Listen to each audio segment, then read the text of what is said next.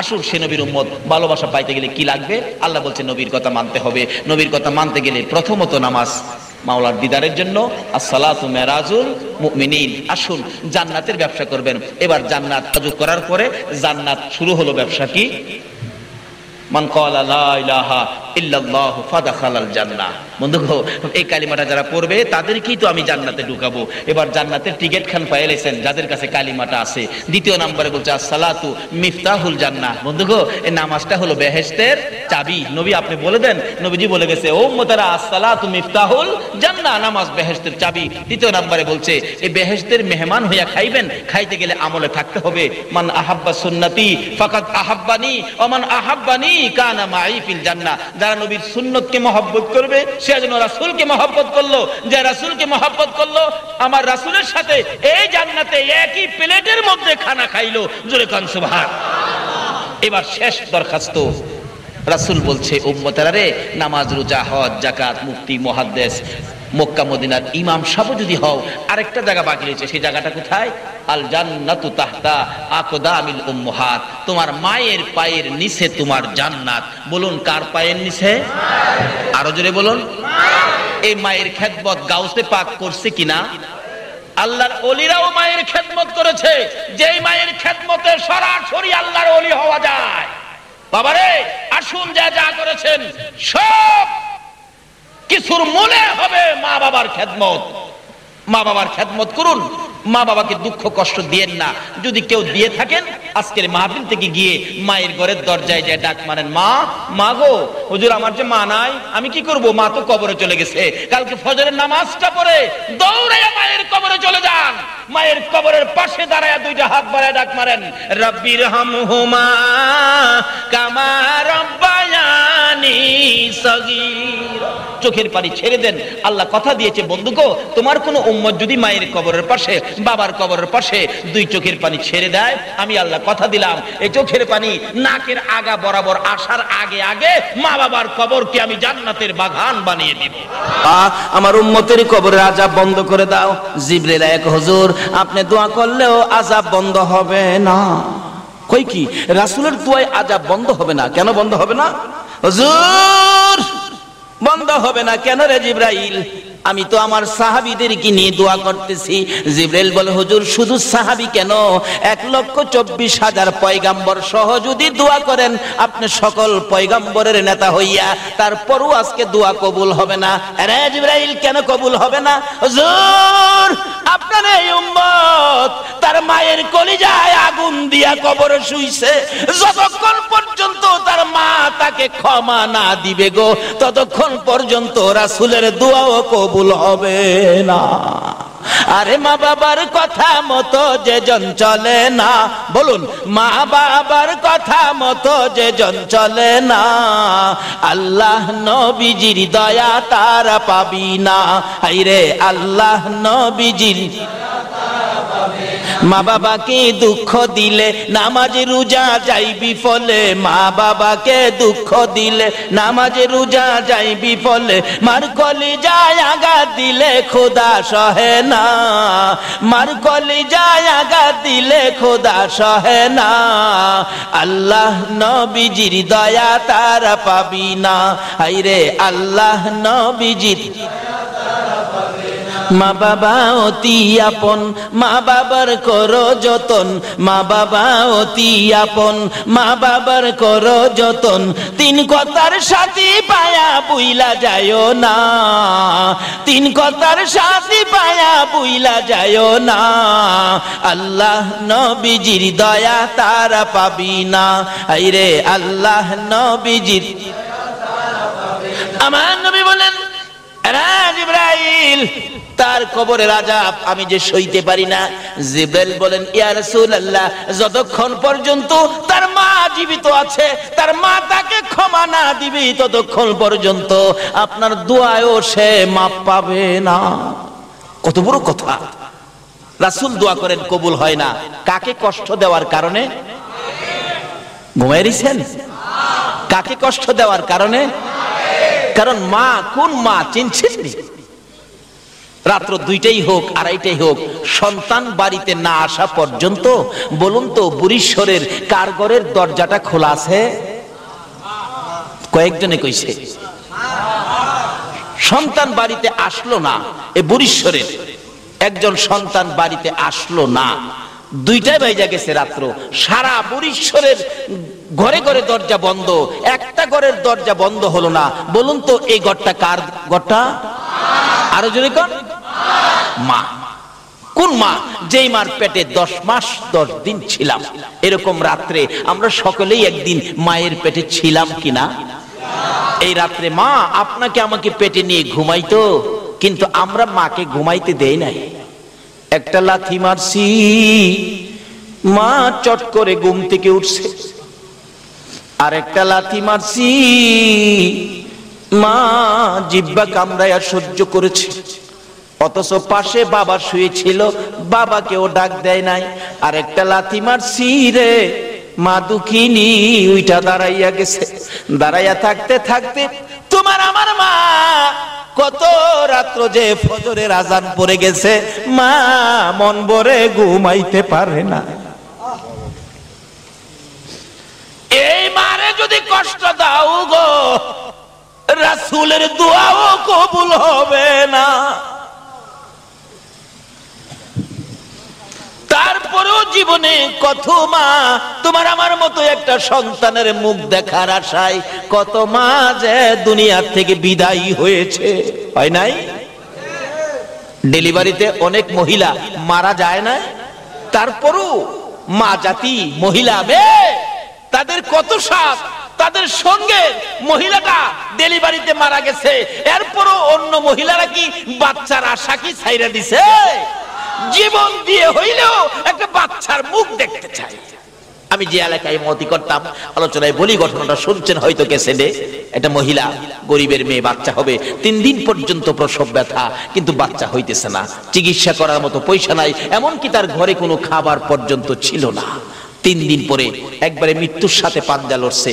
ওই মেয়েটার মা মসজিদের দক্ষিণ পাশে গিয়ে আসরের নামাজের পরে সালাম ফিরানোর সাথে সাথে 2টা হাত এইভাবে বাড়ায়া ডাকতেছে, ও আমার মহল্লাবাসী, ও আমার গ্রামবাসী, ও আমার সমাজের লোকেরা, আমার মেয়েটা মারা যাবে, আপনাদের কাছে আমার মেয়েটার জীবন ভিক্ষা চাই, আমাকে কিছু সাহায্য করেন, আমি আমার মেয়েটারে বাঁচাই। ডেলিভারিতে মেয়েটা মারা যাওয়ার পথে, কিন্তু কেউ সাহায্য দিল না, এমনকি একটা মুখের কথাও কেউ বলল না। মাগরিবের পরে সালাম ফিরাইয়া মোনাজাত পড়ি নাই, বললাম আপনাদের সমাজের মহিলাটা এত বিপদে পড়ে, তার মেয়েটা মারা যাবে, আপনাদের কাছে সাহায্যের হাত বাড়াইলো, অথচ আল্লাহ বলছে কোনো অসহায় ব্যক্তি এইভাবে হাত বাড়াইয়া বিপদে পড়ে আল্লাহর রাস্তে হাত বাড়াইলে আল্লাহ বলছেন এই হাতের নিচে দিয়ে আমি আল্লাহর কুদরতি হাতটা বাড়াইয়া রাখি। এই হাতটা খালি দিলেন আমার আল্লাহর আরশ পর্যন্ত কাঁপতেছে। করলেন কি আপনারা? একজন মুরব্বী কয়, বাবারে কার জন্য কে রোজগার করে রাখছে, কষ্ট পাইলাম।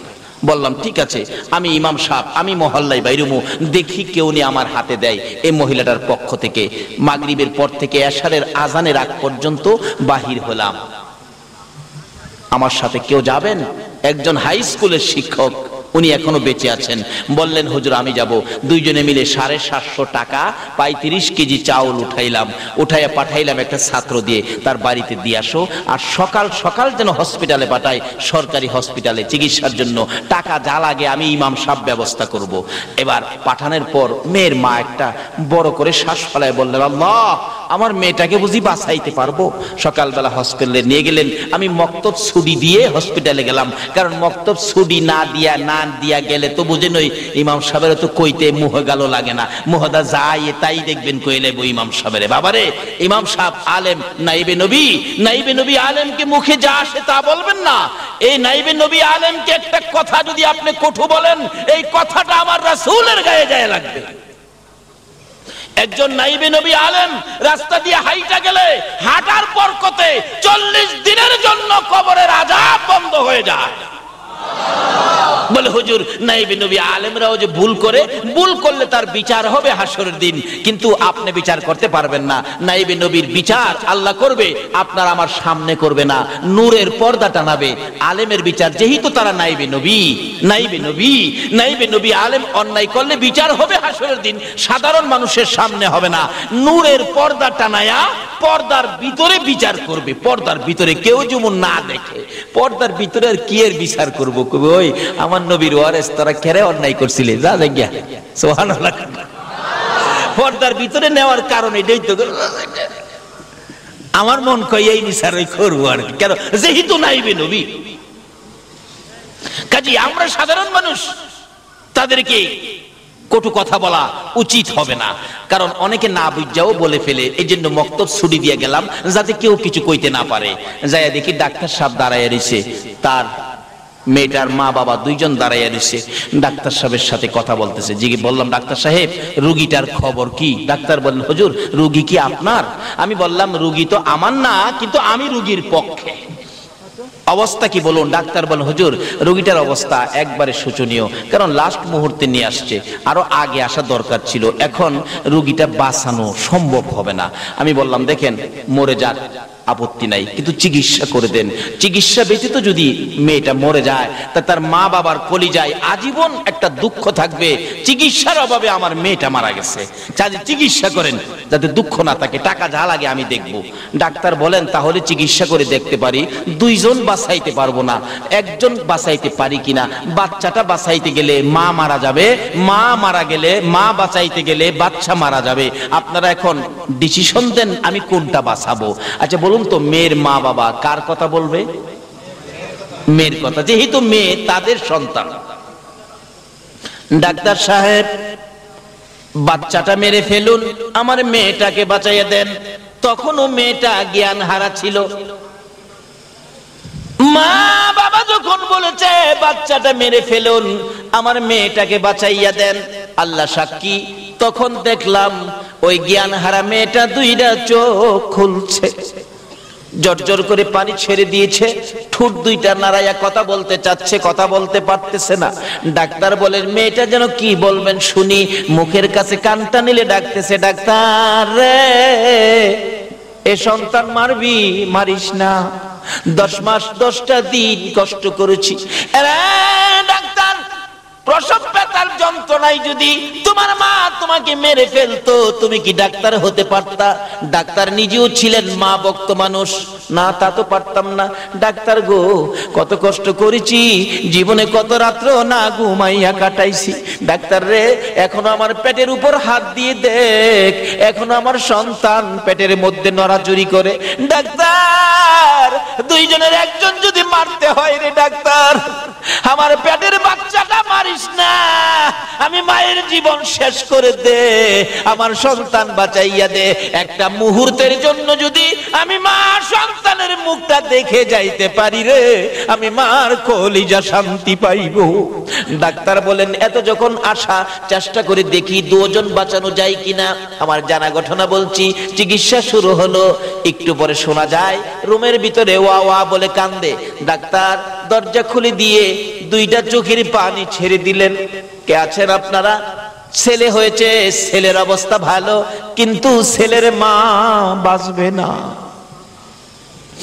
ওই মহিলার মা বাবা রুমের ভিতরে যাই না, মেয়ে মারা যাবে আর কি করব, বাহিরে দাঁড়াইয়া কাঁদতেছে। আমি চট করে ভিতরে ঢুকলাম, যাইয়া দেখি বাচ্চাটা জমিনে পড়ে হাত পাও নাড়াইয়া ওয়া ওয়া করে কান্দে।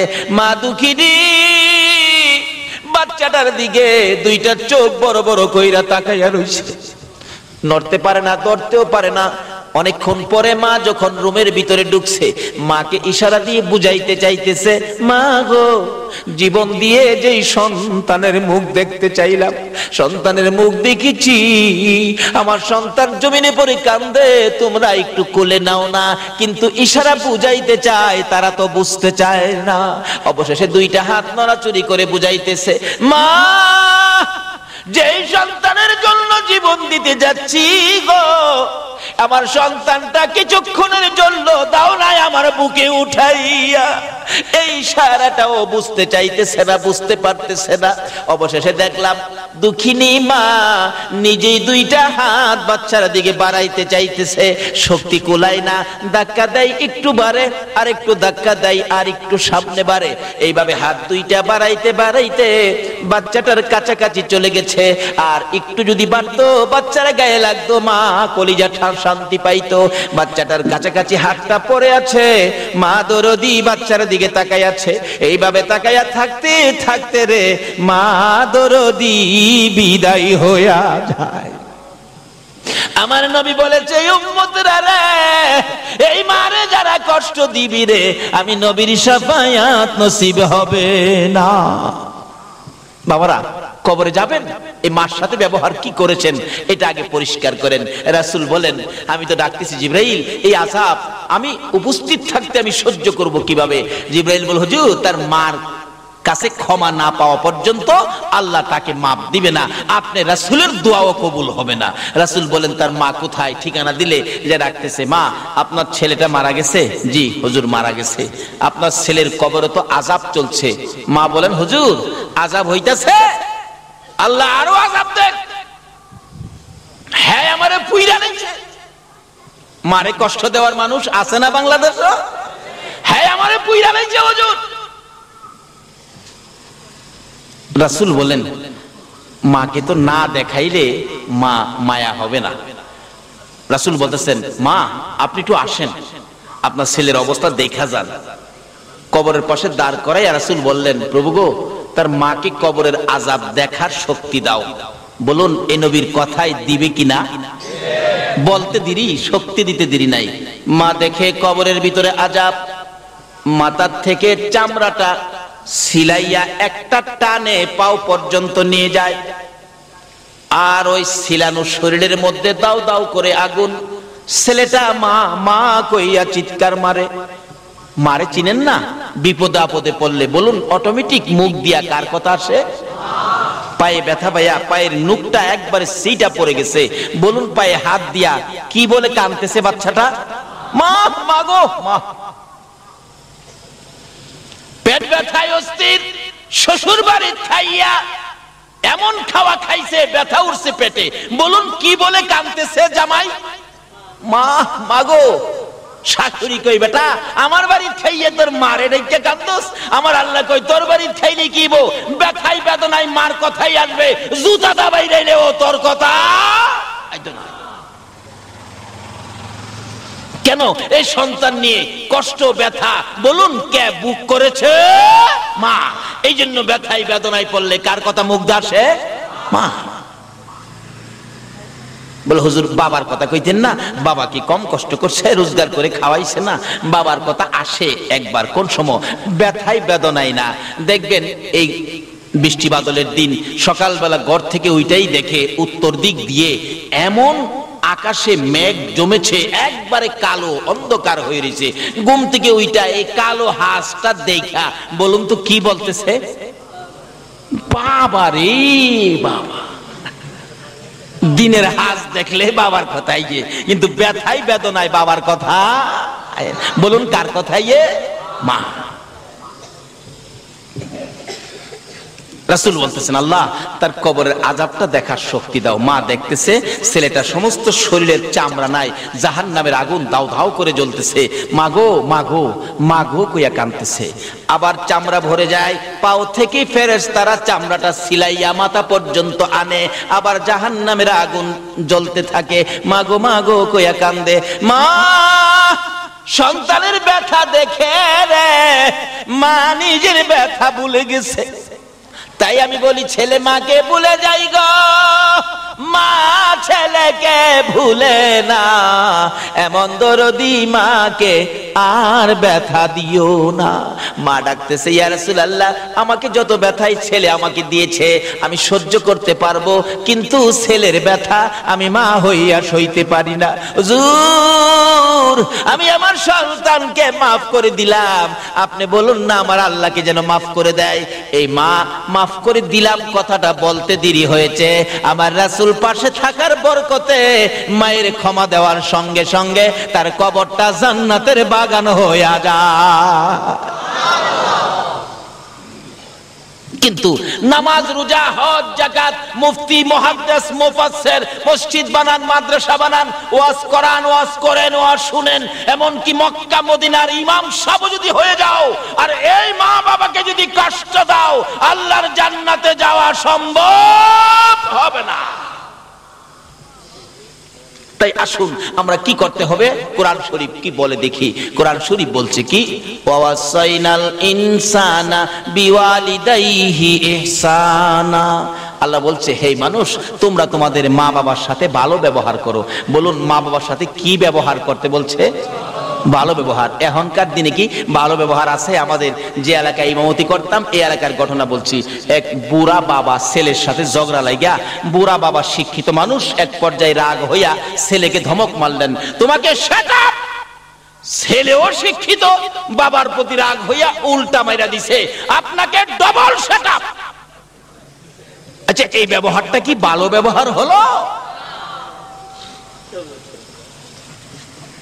ভালো ব্যবহার কিভাবে করবেন? কোরআন শরীফের মধ্যে ঘোষণা আছে আরেক জায়গায়, তোমরা বাপ মার সামনে দাঁড়াইলে মাথা নিচু করে দাঁড়াও, বুকটা টান করে দাঁড়ায়ও না। বাপ মার সাথে কথা বলতে গেলে বাপ মার কথা সুরের চাইতে তোমার কথা সুরটা বড় করো না। বাপ মা যদি কোনো কথা তোমাকে কটু বলে ফেলে, বাপ মার সাথে গিয়ার দেখাইও না। বাপ মা যদি তোমাকে থাপ্পড় মারে, বাপের মায়ের থাপ্পড় খায়া কান্দো, এমন কান্দা কান্দো না যেই কান্দায় তোমার মা ওই আবার কষ্ট পাবে। কানতে থাক হইলে দূরে চলে যাও, মসজিদের ওই পাশে চলে যাও, নিরিবিলি কান্দো, তোমার মা যেন এই আহ শব্দটা শুনতে না পারে। আল্লাহু আকবার বলুন। এই শিক্ষা দিতেছেন আমার আল্লাহ। বলুন, এই শিক্ষা কে দিতেছেন? আল্লাহ। তাই এই মা বাবার সাথে ভালো ব্যবহার করেন, মা বাবার সাথে ভালো ব্যবহার করেন। বাড়িতে যাওয়ার আগে মা কি খায়, কি পছন্দ করে একটা কিনেন, বেশি না পারেন একটা কিনেন, নিয়ে বাড়িতে যান। মা, পয়সা হয় নাই, একটা আনছি তোমার জন্য, তুমি না আপেল খাইতে ভালো পাও, একটা আপেল আনছি, তুমি আর কাউরে দেখাইও না মা, এটা তুমি চুপে চাপে খেয়ে ফেলো। মা দেখবেন হাসি দিয়ে বলবে, বাবা একটা আনছস, আমি খামো, আমার নাতি নাত করে আছে না, আমি একটা কেমনে খামো রে বাবা, মা তুমি চুপচাপ খেয়ে ফেলো। এই যে মা যে হাসি দিল, রাসূল বলেন, এই মার মুখে একটা আপেল দিয়ে হাসি ফুটাইছো, এই মার খুশির উপরে আমার আল্লাহ তোমার আমল নামাই একটা কবুল 60টা উমরা হজের সওয়াব দিয়া দিয়েছে। লক্ষ লক্ষ টাকা খরচ করে মক্কার মদিনায় গিয়েছো, হজ কবুল হতে পারে, নাও হতে পারে। একটা আপেল দিয়ে মাকে খুশি করে, বাবাকে খুশি করে একটা কবুল 60টা উমরা হজের সওয়াব পেয়েছে। আমার এক বন্ধু আমার বাড়ির পাশে রেল লাইন হাইটে আসতেছে, জিগাইলাম, দোস্ত কোত্থেকে আইছো? খো ভাই সাহেব, মিথ্যা কথা তো বলতে পারবো না, আপনার সাথে সিনেমা দেখতে গেছিলাম। সিনেমা দেখতে যায় না যুবকেরা? দোস্ত সিনেমা দেখতে গেছিলাম, মিথ্যা কথা তো তোমার সাথে বলতে পারি না। তাই এখন তো সিনেমা শেষ হয় নাই। ক ভাই, সিনেমার দরজায় গিয়ে টিকিট কাটবো, তখন চিন্তা করলাম এই 15টা টাকা টিকিট কেটে সিনেমা দেখলে কি লাভ হবে। চিন্তা করলাম, যেই মা আমারে পেটে নিয়ে কষ্ট করছে, এই টাকাটা মারে খাওয়াইলে আমার লাভ হবে। এই যে দেখো, এই টাকাটা দিয়ে মার জন্য একটা কমলা কিনে নিয়ে আইছি, সিনেমা দেখি নাই। বাবা যুবক, তুমিও তার থেকে শিক্ষা নাও। যেই মা আমাকে পেটে নিয়ে রাত রাত না ঘুমায়া কাটাইছে, যেই বাবা মাথার গাম পাতাই ফালাইয়া রোজগার করে খাওয়াইছে, সিনেমা থেকে 15 টাকা 20 টাকা নষ্ট না করে এই মায়ের জন্য একটা কমলা কিনে 2টা মিষ্টি কিনে মায়ের হাতে দাও। যদি তোমার মা খুশি হয়ে যায়, তাহলে তোমার জান্নাত তোমার নামে খরিদ হয়ে যাবে। রাসূল বলছেন, ওই মানুষগুলি ব্যাকুল, ব্যাকল, বুদ্ধিহারা, জ্ঞানহারা, যারা নিজের মা বাবার খেদমত করে জান্নাতটা কিনতে পারে নাই। মা বাবার খেদমত করে জান্নাত কিনতে পারে নাই। কোন মা বাবা? তোমার মা বাবা বুড়া হয়ে গেছে, বাবারে বুড়া মা বাবা ঘরের মধ্যে অসুস্থ, তুমি নামাজি মানুষ, নামাজের সময় নামাজে দাঁড়াইছো, আল্লাহু আকবার, যদি তোমার মা ডাক মারে, আব্দুর রহমান, নির্দেশ হলো নামাজটা ছেড়ে দিয়ে তোমার মার ডাকে সাড়া দাও। আজকে এত গুরুত্বপূর্ণ মা বাবার ব্যাপার, আমরা গাফেল হয়ে গেছি। তাই কোরআন শরীফে আল্লাহ বলছেন তোমরা মা বাবার সাথে ভালো ব্যবহার করো। বলুন কি ব্যবহার করতে বলছে? মা বাবা যা বলে তা শোনো। মা বাবার মনে ব্যথা যাবে, ব্যথা পাওয়ার মতো কোনো আচার আচরণ তোমরা করো না। তার সাথে সাথে মা বাবা যদি কবরে চলে যায় তাহলে মা বাবার জন্য দোয়া করো। তাও কোরআন শরীফ আল্লাহ পাক শিক্ষা দিলেন, কি দোয়া? রব্বিরহামহুমা কামা রাব্বায়ানি সগীরা। বলুন পৃথিবীর কারো জন্য দোয়া শিখাইছে না, শুধুমাত্র কোরআন শরীফে কার প্রতি দোয়ার নির্দেশ করলো? কেন মার জন্য দোয়া করবেন? ইব্রাহিম নবী যখন ছোট ছিলেন, ইব্রাহিম নবী তার মাকে প্রশ্ন করেন, মা মা আমার রব কে? ইব্রাহিম নবী মাকে প্রশ্ন করে, মা আমার রব কে? ইব্রাহিম নবীর মা বলেন, বাবারে তোমার রব তো আমি। আচ্ছা কন্ত মা কি আবার রব হইতে পারে? কিন্তু আসলে এক কিসিমের রব মাকেও বলা যাবে। কেন? রব শব্দের অর্থ হলো লালন পালনকারী। আচ্ছা মা একদিন ছোটকালে আমাদেরকে লালন পালনের দায়িত্ব নিছে কিনা বলুন তো? যেইভাবে কষ্ট করে লালন পালন করছে মা, হাই হাই হাই, রাত্রের বেলা ঘুমাইছি, শীতের রাত্র দেখবেন মা একটু পরে পরে বাচ্চার নিচে হাত দেয়, বাচ্চা নি প্রস্রাব করছে, বাবাই গেলাম জানেই না, মা হাত দিছে প্রস্রাব, ঘুমের থেকে খাতা বদলাইছে, আবার একটু পরে হাত দিছে প্রস্রাব, আবার খাতা বদলাইছে, আবার হাত দিয়া দেহে প্রস্রাব, খাতায় হাত দিয়া দেহে খাতা নাই। অবশেষে মা টান দিয়া নিজে যে শুকনা জায়গাটাই ছিল এই শুকনা জায়গাটায় বাচ্চাটারে শোয়াইয়া মা দরদি ওই ভিজা জায়গাটায় শুইছে, আবার হাত দিয়ে দেহে প্রস্রাব। এখন আর কি করবে? বাচ্চাটাকে বুকে লইয়া নিজের কাপড় দিয়ে পেঁচাইয়া ধরে মা বিজার মধ্যে শুয়েছেন, প্রস্রাব শুকনা কাপড়টাই না কাপড় ভিজে গেছে, ঠান্ডায় থরথর করে মা কাঁপতেছে। বাবার ঘুম ভেঙে গেছে, তোমার কি হলো, এইভাবে কাঁপতেছো কেন? স্বামী 5টা খাতা বদলাইলাম, খাতা নাই, সন্তান প্রস্রাব করে দিয়েছে, শুকনা জায়গা নাই, আমি মা বিজা জায়গায় শুয়েছি, বাবারে বুকে রেখেছি, বাবার যাতে কষ্ট না হয় গো স্বামী, আমি তো ঠান্ডায় শীতে কাঁপতেছি, বাচ্চারে কষ্ট দেই না। আল্লাহু আকবার। স্বামী পাশে বসে বসে থাকে, বিবি রে ও বিবি, সন্তানের সুখে রাখতে যাইয়া এইভাবে কষ্ট করো, থরথর করে কাঁপতেছো। তাই আমার আল্লাহ বলেন, এই মা যদি কবরে যায় রে, এই মার জন্য দোয়া করো। 7-8 জন বাচ্চা যে মার, এই মা লালন পালন করতে কষ্ট হইতেছে কিনা বলুন তো? দেখবেন মা গরু আছে, গরু ঘরে নিলেন, ছাগল আছে, ছাগল ঘরে বানলেন, মুরুগ থামাইলেন, রান্না বাড়া শেষ করলেন, সবাইকে কাজ শেষ করে সন্ধ্যার সময় বাচ্চা কাচ্চাকে খাওয়াইলেন, স্বামীকে খাওয়াইলেন, শ্বশুর শাশুড়ি খাওয়াইলেন, এইভাবে সব কাজ শেষ করে তোমার আমার মা ঘুমাইতে যাইবো, রাত্র বাইজে গেছে 11টা, খালি 11টায় শুইছে, ল্যাপটা একটু গায়ে দিয়া, ল্যাপটা একটু গরম হয়েছে শীতের রাত্র, এমন সময় 7 জনের মাঝখানে যাইছিল বাচ্চাটা, হ্যাঁ খাইছিল না, ঘুমেতে ওইটা দেখবেন শুরু করছে পেন্নের পেন্নের, মা কয় কি হয়েছে তোর? কোনো কথা কয় না, খালি আছে না বাচ্চা এরকম করে না, আধা ঘন্টা পর্যন্ত কাঁদছে, কোনো কথা কয় না। আরে কেন কাঁদতাছস আধা ঘন্টা পর্যন্ত? কয় আমি যে ভাত খাইছি না তুমি জানো না। মা কয় এটা কি আধা ঘন্টা কাইন্দা কোন লাগে, আগেই তো তুই কইতারস। এরকম একটা বিরক্ত মারে আমরা করছি কিনা কন্ত? বাবাই কয় হেয়ার পেন পেনে আর সহ্য হয় না, গলার চিপটা মাইরা বাইরে ফেলাই দে। আচ্ছা কোন মা কি মাইরা ফেলাই দিছিন? মা কয় তুমি ঘুমাও। এই সম্পূর্ণ বিরক্তি বলুন কে সহ্য করেছে? মা। এই মারে কষ্ট দিয়া বেহেশত যাইতেন নামাজ পড়া, যায়েন বেহেশত গারো ধইরা বের করে দিব।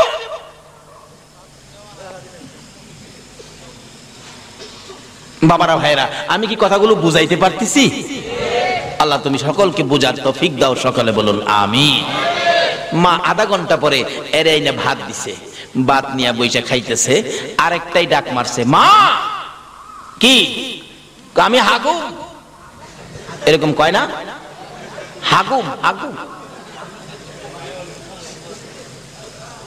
আমরাও ছোটবেলা বলছি, গ্রাম দেশে থাকছি, হাগা দলে রাইতে ডাকতাম, আব্বা হাগুম, আব্বা কয় হাগবি, হা হাগুম হাগবি, বাবাই ওঠে না। অবশেষে কি করবো, একটা কথা আছে, হাগা ধরলে বলে বাঘার ভয় থাকে না, হাগা ধরলে বাঘের ভয়। কি করবো, দরজাটা খুইলা দৌড় দিয়া উঠানের কিনারে গিয়ে হাগতে বয়ে গেছি, শুরু বলা আর কি। এমন সময় শোনা যায় বাড়ির পাশে শিয়াল ডাকতেছে, ও হাই হাই হাই, কি বিপদ রে, পাশে শিয়াল। বাবাই ঘরে থেকে কয়, ভয় পাইস না, আমি চায়ে রয়েছি। আচ্ছা, ঘরের ভিতরে থেকে বলে চায়ে রয়েছে, ওহনো বাইর হয় না। একটু পরে দেখি আরেকজন দৌড় দিয়া বাহির হইয়া একবারে মাথার পাশে খাড়িয়ে রয়েছে। বলুন তো উনি কে? আরো জোরে বলুন কে? এই মার পায়ের তলে জান্নাত, রাসূল কইছে। মা গিয়া কইতেছে, তুমি ঘরে থেকে কও ছাইরিছো শিয়াল কাছে, আমার বাবার কাছে ঘরে থেকে কও ছাইরিছো। বাবা আইতে রাজি না, মা কিলাম সামনে। কি বলেন, ঠিক কি না? আরেক বেচারা কইতাছে, বাবা আমি হাগুম। বাবা কয় হাগবি? কহ। বাবা আমি হাগুম। কয় হাগবি? কহ। বাবা আমি হাগুম। কয় হাগবি? কহ। হাগুম কুম্বালা হাইকে দিছি ওই। বাবাই খালি কয় হাগুম উঠবি উঠ, বাবাই তোর উঠে না। এরপরে কয় হাগুম কুম্বালা হাইকে দিছি ওই। অহন ভালো হইছে না? মা হাগুম হাগবি, এটারে বাদ দিয়া এটারে লিয়া উঠানের কিনারে। আধা ঘন্টা পর্যন্ত, শীতের রাত্র, হ্যাঁ হাগ দেবইয়া গান গা, টুন টুন টুন টুন। মাই জিগাই, খিরে গান গাছ হাগা হইছে? কয় হইলে তো আমি কমু, তোমার কোন লাগবো? 1 ঘন্টা গেছে, কয় মা কোন রকম হইছে। মা সুচু করাইছে, পানি পরিষ্কার করাইছে, এবার পায়খানা পরিষ্কার করে ধুইয়া মুইসা কুলে নিয়া বিছানায় শুয়া মা খালি খালি শুইছে। এমনি আরেকটাই চিৎকার মারছে, মা আমি তো প্রস্রাব কইরা দিছি। এরকম হয়েছে কিনা শুরুর সময়? বলুন, এই বিরক্তিগুলি কে সহ্য করেছে? এই সম্পূর্ণ কাজ কে করেছে? তাই এই মার খেদমত করুন, মা বাবা কবরে থাকলে দোয়া করুন। কেন? এই মা বাবার পায়ের নিচে হবে আমাদের জান্নাত। এইভাবে 3টা 4টারে মা শুয়াইছে, এবার আরেকটাই ডাক মারছে, মা কি আমার ঘুম ভাঙ্গা গেছে, আমার ঘুমও ধরে না, আমারে কোলে লয়। লইছে কুলো, বাইরে যা, ঘরের বাইরে যাইতো। বাইরে গেছে, মা ডাকতেছে, বাবারে আমার শীত করে, চাদরটা নিয়ে আসি। কয় না, চাদর আনতে পারবি না, এই শীতের মধ্যে। মা দেখলেন সন্ধ্যার থেকে নিয়ে এই বাচ্চাকে লালন পালন করতে যায়া এইভাবে বাচ্চা কোলে নিয়ে ঘুম পাড়াইতে গেলে ঘুমো তো আর আসে না। হঠাৎ শোনা যায় মসজিদে আজান পড়ে গেছে, আসসালাতু খায়রুম মিনান নাওম। মা এইভাবে বাচ্চাদের লালন পালনের দায়িত্ব নিয়ে গো কত রাত্র মা না ঘুমাইয়া কাটাইছে। তাই মাকেও এক কিসিমের রব বলা যায়। তাই দোয়ার মধ্যে আসছে, রব্বির হামহুমা কামা রব্বায়ানি সগীরা। এক কিসিমের রব মাকেও বলা যাবে। আজকে সেই মার সাথে যদি বেঈমানি করো গো, আমার নবীর শাফায়াত নসিব হবে না, আমার আল্লাহর মায়া দয়া তুমি পাইবা না। মার সাথে ভালো ব্যবহার, মা কবর থাকলে দোয়া। আর মা যদি দুনিয়ায় থাকে, মাকে খুশি করো। রাসূল বলছেন, যার বাবা জীবিত তার বেহেশতের একটা দরজা খোলা আছে, যার মাও জীবিত তার বেহেশতের 2টা দরজা খোলা আছে। আল্লাহু আকবার বলুন। এক ছেলে স্বপ্নে দেখে আল্লাহর আরশের খুঁটির মধ্যে চুমা দিতেছে। ছেলে দৌড়ায় সকালবেলা ইমাম সাহেব হুজুরের কাছে গেছে, হুজুর আমি স্বপ্নে দেখেছি আল্লাহর আরশের খুঁটি চুমাইতেছি। ইমাম সাহেব বলেন, বাবা তোমার মা আছে? আছে তো, মার পায়ে গিয়ে চুমা দাও। হুজুর একটা কথা কইলেন, কই আল্লাহর আরশ আর কই মা? আল্লাহর ওলি বলেন, তুমি মা কি মনে করছো? আল্লাহর আরশের খুঁটির চাইতে মায়ের পায়ের মর্যাদা কোটি কোটি গুণ বেশি। জোরে জোরে কোন সুবহান। কারণ যেই মায়ের পায়ের নিচে জান্নাত, আরশের খুঁটির নিচে জান্নাত নয়। আজকে সেই মার সাথে ভালো ব্যবহার আমাদের দরকার আছে কিনা বলুন? মারও উচিত সন্তানদেরকে ভালো পথে পরিচালনা করা, বাবারও উচিত সন্তানদেরকে ভালো পথে পরিচালনা করা। আজকে যেই সন্তান, যেই মা বাবা এই সন্তানকে পেটে নিয়েছো, যারা আজকের এই সমাজ কল্যাণ যুব সংঘ করে এত বড় মাহফিলের আয়োজন করেছে এই বৃষ্টি বাদলের মধ্যে, এমন সন্তান জন্ম দেওয়া, এই পথে সন্তানদেরকে পরিচালনা করা, এটাও মা বাবার দায়িত্ব।